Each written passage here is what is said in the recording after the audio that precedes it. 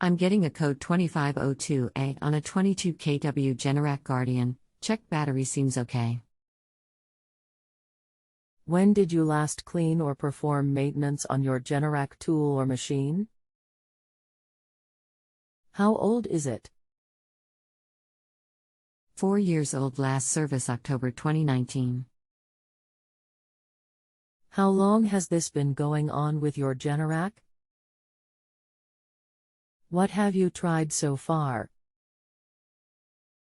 Just noticed yesterday it did not run its normal exercise cycle, cleared the code and attempted manual start, it just goes back in default. I don't hear any attempt to crank.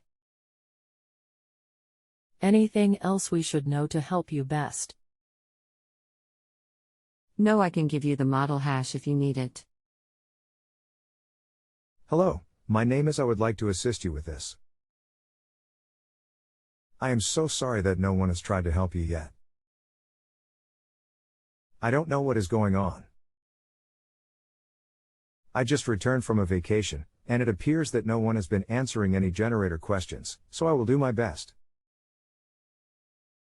Code 2502 indicates a problem with the engine's governor actuator. Since your unit is only 4 years old, it is still under warranty.